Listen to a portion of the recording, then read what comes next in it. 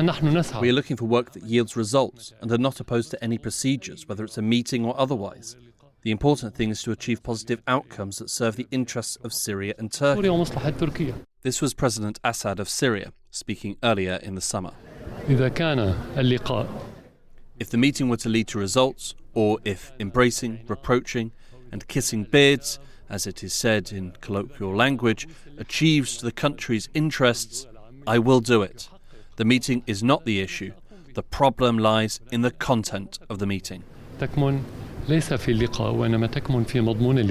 Israel's grinding and brutal war against Gaza, and now its assaults on Lebanon, have occupied many of the headlines and the headspaces of those in the region and beyond. Squeezing between the stories of horror and carnage have been stories of Syria and Turkey. The two nations have been tangled in a mess since the early parts of the Syrian civil war, fighting on opposite sides. But today, talk of conflict and regime change have been pushed aside in favour of talk of normalisation. This week, what does Syria and Turkey have to gain by normalising relations? What might they be willing to concede? And is one of the last blocks of regional isolation set to fall for President Assad? My name is Hugo Goodridge, and you're listening to The New Arab Voice.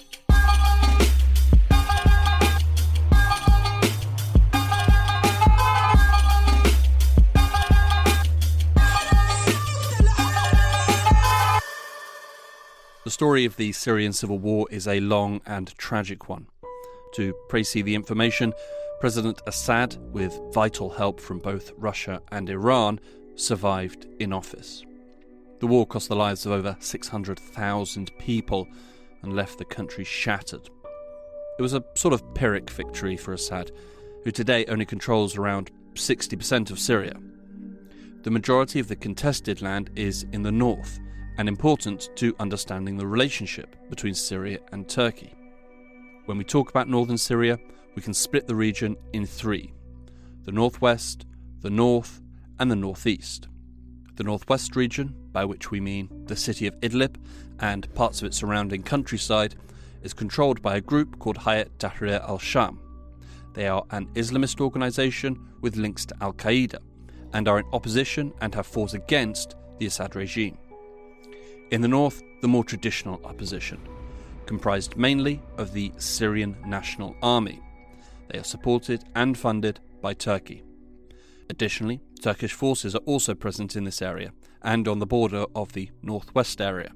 They are there to generally maintain security and keep a watchful eye and, if necessary, forceful eye on the boundaries between the groups in the north.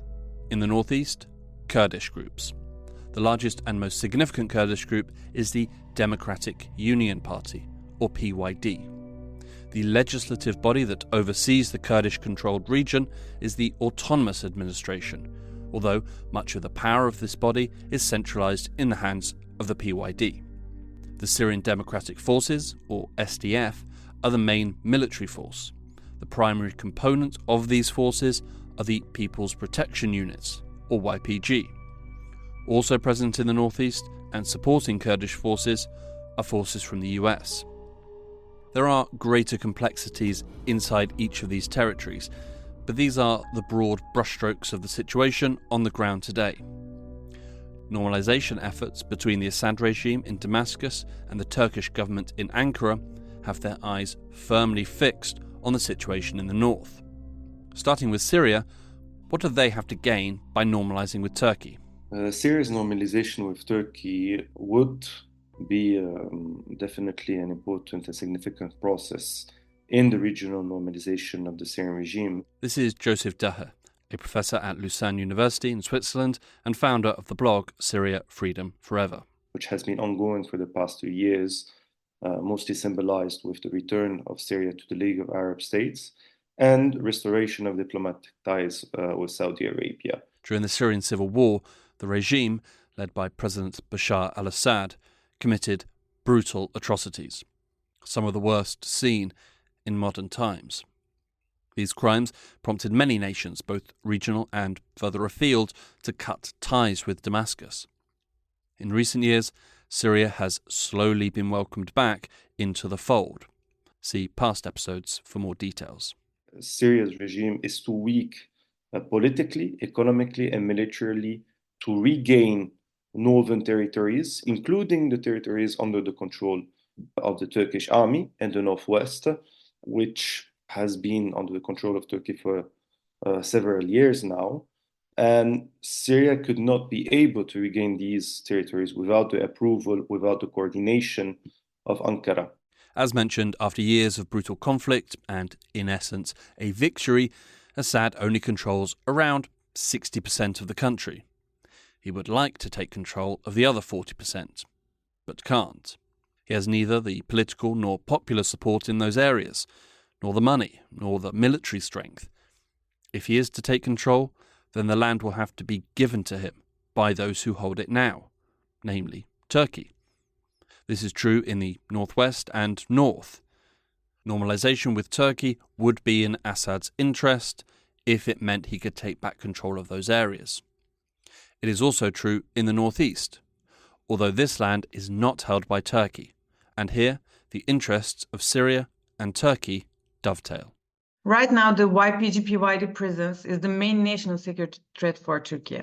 This is Pinar Dost, a non-resident fellow of the Atlantic Council's Turkey programme. Turkey wants to dismantle the Kurdish autonomous administration led by the YPG-dominated SDF and prevent the formation of a federal government in northern Syria. Turkey has had a long-running and frequently violent battle with Kurdish groups, in particular the Kurdistan Workers' Party, or PKK. The PKK has been designated as a terrorist organisation by Turkey, the United States, the European Union, and a host of other countries. Turkey views their fight with Kurdish groups in Syria's northeast to be intrinsically tied to their wider fight with the PKK. Since last autumn, it has increased its operations against PKK-YPG in Iraq and Syria, targeting not only the fighters, but also their infrastructure, like oil fields and ammunition storages. So the SDF definitely wouldn't want to see a partnership between Damascus and Ankara, as that will threaten their existence and goals. Eliminating the Kurdish threat is certainly a motivating factor in Turkey normalising with Syria. There is another motivating factor. Another major reason for Turkey's efforts is to create the right political, economic, and security conditions for the safe, voluntary, and dignified return of refugees living in Turkey. Today, Turkey hosts approximately 3.1 million Syrian refugees. That number has been higher, but it is still a massive number. In the short term, normalization could also help improve humanitarian aid to opposition-held areas through border crossings with Turkey. There is a third element, which is trade. Both Turkey and Syria are suffering acute economic problems, although the latter is far more severe. Normalising ties could open the door to far greater levels of trade. This trade would also be far easier, since it would not be crossing internal lines between opposing elements, which can be very costly in the form of either bribes or simply theft.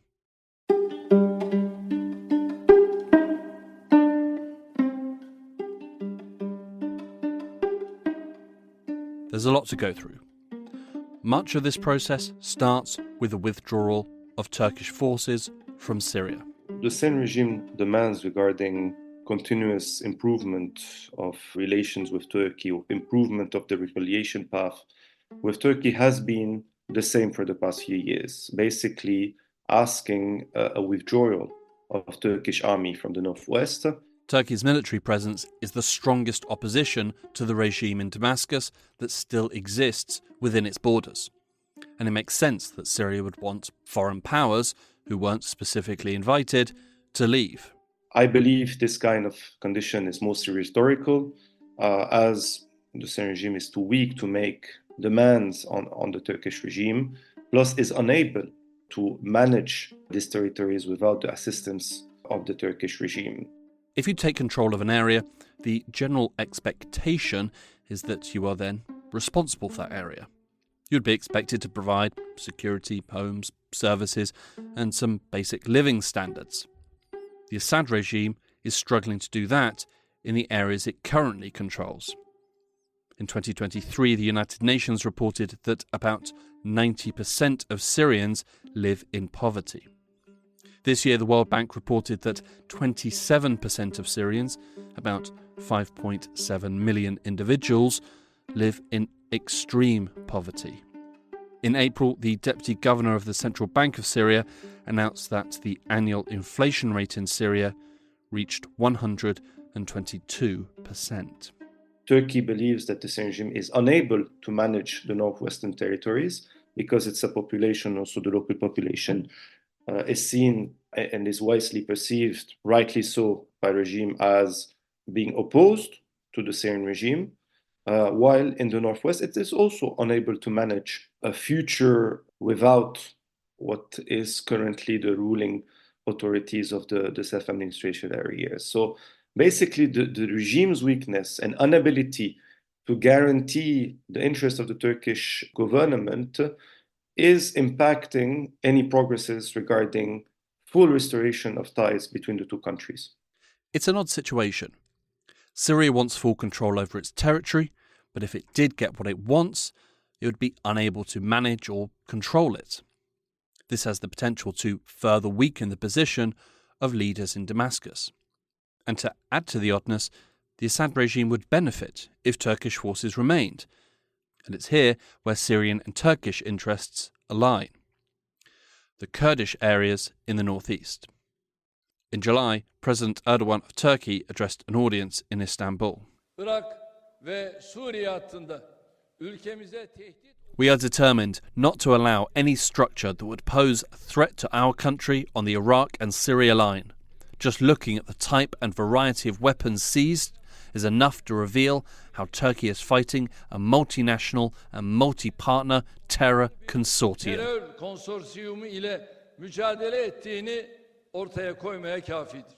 As you know, YPG is PKK's offshoot in Syria, and PKK is a recognized terrorist organization by the US, the EU, and Turkey, which was fighting the group for the last 40 years. So, getting Assad's support to attain this objective is important, but is not enough, obviously, to attain these goals. This is also in Assad's interest, as both Turkey and Syria consider the Kurdish fighters in Rojava as terrorists. Over the past 2 years, Turkey's approach to fighting terrorism beyond its borders has changed. Now Turkey is focused on eliminating threats at their source. Both Assad and Erdogan view the Kurds in the northeast as terrorists and a problem to be dealt with. Earlier this year, blood pressures in Ankara rose when worrying reports came from the northeast. In May, as you can remember, the autonomous administration aimed to hold municipal elections to establish an administrative organization and boost its legitimacy. But Ankara saw this as the precursor of an attempt to create a federal government led by the SDF, posing a threat to both Syria's and Turkey's territorial integrity. The election, as you remember, was postponed due to Turkey's threats of attacks, but also by the US requesting SDF to delay it by a lack of conditions for free, fair elections in line with UN Security Council Resolution 2254. Today, the YPG-led area in northeast Syria is a significant national security concern for Turkey. The holding of elections as a means of increasing legitimacy was a red line for Turkey. The fear was that if the Kurdish population in Syria was able to legitimize its autonomy, then the Kurdish population in Turkey could start to make similar demands. There is a blueprint for an arrangement, which some have suggested could be a way forward. It's not a new blueprint. In fact, it's over 25 years old. It was called the Adana Agreement. It was beneficial when Turkey signed it in 1998, because at that time there were fighting. Syria was supporting PKK, and thanks to the Adana Agreement, Syria ended its support to PKK, recognized PKK as a terrorist organization, and expelled its leader, Abdullah Öcalan, which paved the way afterwards for Turkey to arrest him and conduct cross-border operations against PKK terrorists. Most recently, it has been Russia, President Assad's most valuable ally, that has been calling for a return of the agreement. However, the Adana Agreement only allows Turkey to intervene within 5 kilometers of the border, and only for short operations. Turkey cannot remain there. So this is totally in alignment with Russia's goal of having Turkey withdraw completely from Syria. Turkey wants to see SDF pull back 30 kilometers from the Turkish-Syrian border and agrees with the Syrian regime forces to enter those areas. So I don't think the Adana agreement is enough in today's context. Also, because there is no strong central government in Syria now, as you've been talking just recently, and the country is heavily influenced by Russia and Iran, who are the real players on the ground. Perhaps not ideal. And the fact that Russia is pushing for it probably doesn't help with making it more palatable for Ankara. Another option for Turkey is to do the complete opposite of a withdrawal. Escalate. Push for a decisive blow against Kurdish forces, which could, in turn, open a space for the Assad regime to move in and take control. It's not that easy because Turkey is not the only one to decide about it. So let's remember, Turkey had already 3 operations, military operations in North Syria, Operation Euphrates Shields in 2016 against ISIS and YPG. Then Operation Olive Branch in 2018 and Operation Peace Spring in 2019, all aiming to push back the YPG across its borders. It's true that Turkey has been planning to launch a new military operation in northern Syria for the last 2 years, but hasn't been able to convince the US, Russia, nor Iran, which all publicly opposed this operation. The previous operations were based on Article 51 of the United Nations Charter, which recognizes the right of states to self-defense against threats to peace. Those earlier operations had the tacit approval of both Russia and the US, but that's not the case this time around. While Turkey has military strength, it lacks political cover. And while the Assad regime has the political cover to attack and retake the northeast from Kurdish forces, it lacks the military strength. In the northeast, I would add an additional challenge for the Syrian regime is obviously the presence of US foreign forces and the support it brings to the self-administration areas in the northeast. This has not prevented the Syrian regime, specifically in the northwest, to continue its bombing, and in the northeast to basically support various groups, particular tribes, to try to create instability with the assistance of Iran in the northeast. So the balance is the following, basically. Despite Syrian regime rhetoric of wanting to have a return of its sovereignty on northern territories, it is unable to achieve it on its own. And this is why it needs to restore relations with Turkey in these particular areas, but with significant problems to guarantee Turkish interests. Turkey does want to see some sort of progress in the northeast, but currently has limited options.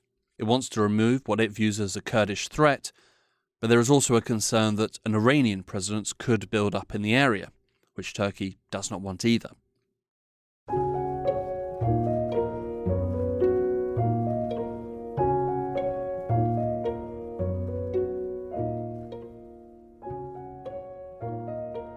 Turkey's interests in Syria are not confined to the Kurds alone.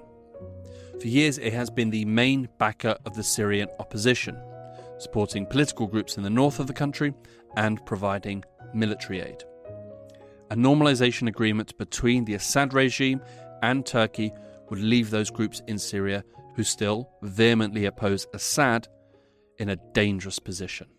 What will most probably happen is that Turkey will pressure these forces or to find a deal with the Syrian regime or to be demobilized directly by the Turkish army, as it is occurring with certain groups. And the main issue will be, will the Syrian regime accept to have deals such as what happened in southern territories of Daraa, like kind of reconciliation agreements with particular armed groups, will depend on the balance of forces, basically.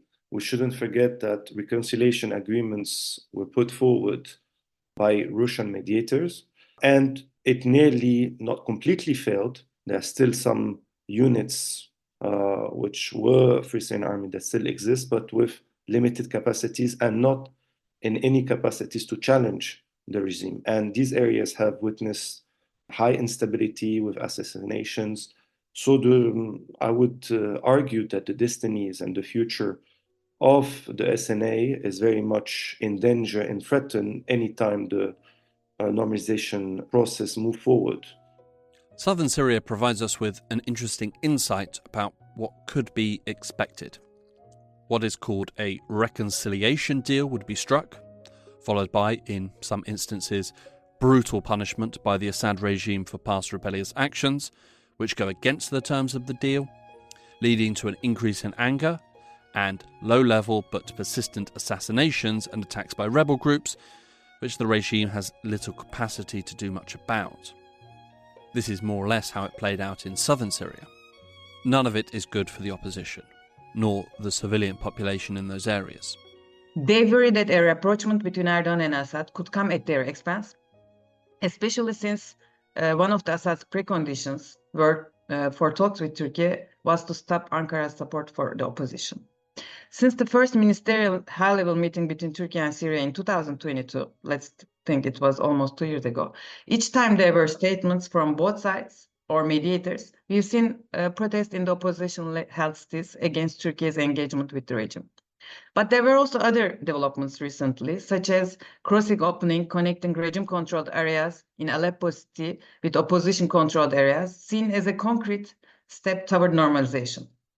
So after the latest protest in the Euphrates Shield area, which is one of the Turkey's zone of influence, we saw Turkish Foreign Minister Hakan Fidan meeting Syrian opposition and reassuring him that Turkey wouldn't abandon them. Turkey will likely to try to mediate between the regime and the opposition if the normalization process continues, while asking for some concessions from Assad, possibly including some form of amnesty for certain groups or figures. A deal is possible, but it would rely on the Damascus government respecting the deal after a Turkish withdrawal. And if it wasn't respected, Turkey might find itself with little recourse to protect those it once supported. The final sticking point in the potential normalisation between Turkey and Syria is the issue of refugees. As mentioned, Turkey is currently hosting over 3 million Syrian refugees. While aid agencies and international NGOs are very active on the ground in Turkey, providing support and services, it can't be denied that hosting so many people has put additional strain on the country.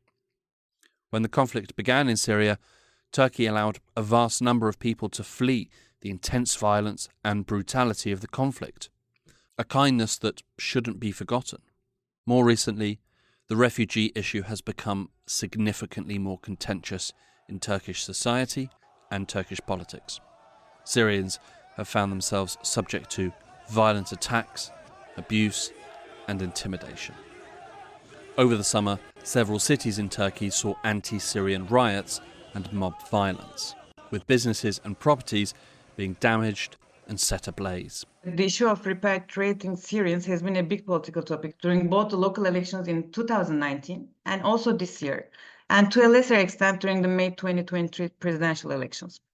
Both the ruling party and the opposition promised to send refugees back, so that's why the issue was very much politicized. The number of Syrians in Turkey has reduced in recent years, but we've also seen reports accusing Turkey of forcibly returning Syrians. This year, Human Rights Watch reported that since 2017, Turkish forces have arrested, detained and deported thousands of Syrian refugees. One Syrian who spoke to Human Rights Watch said, quote, "They made me sign a document written in Turkish, and I don't speak Turkish. They wouldn't translate it. They are obliging us to sign these documents to make it look like voluntary returns."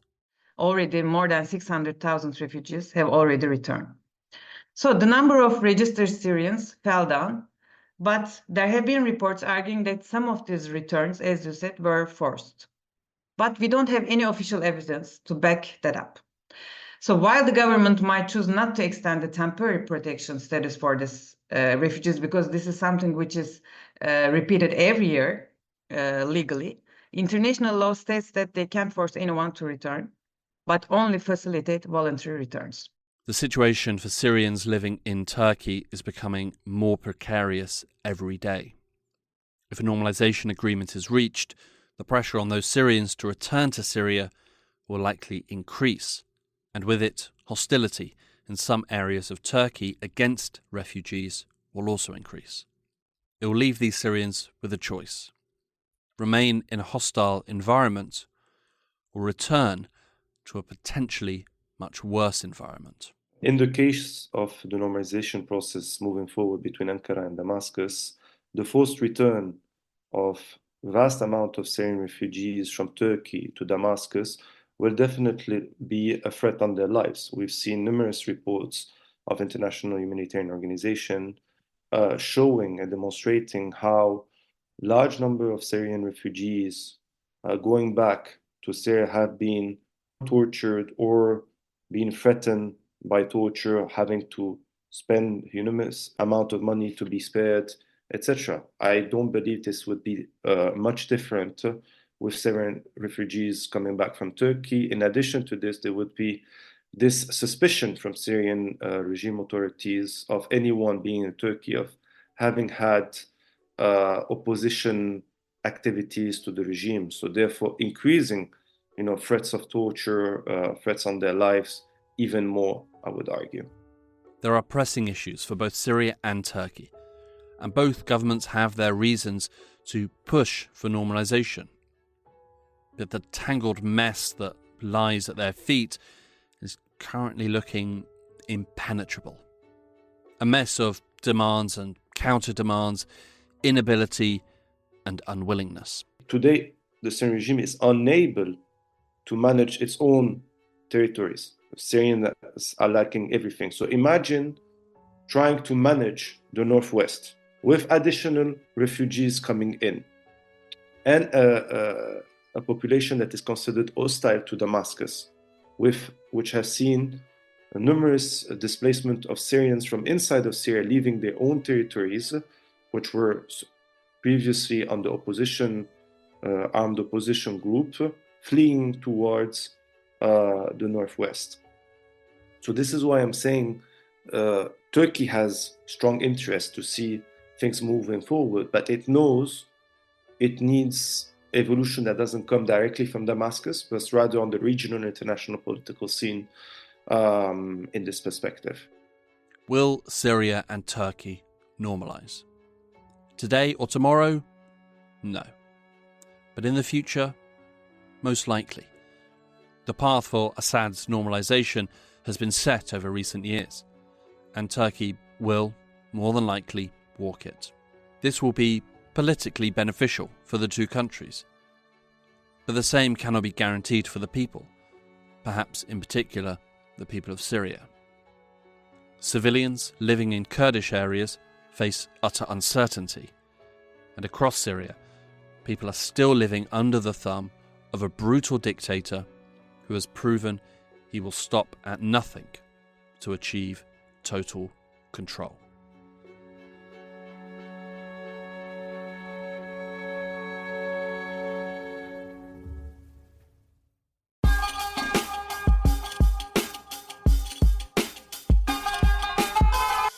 This episode of The New Arab Voice was written and produced by me, Hugo Goodridge.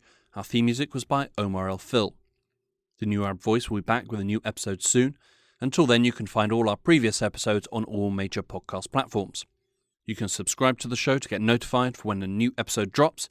You can also check out our Instagram page and Twitter account, both at TNA Podcasts, for additional content. And you can email us as well, podcast@newarab.com. That's podcast@newarab.com. And you can also rate and review, which helps us spread the word. Don't forget to follow The New Arab on Facebook, X and Instagram for all the latest news, analysis and opinion from the region.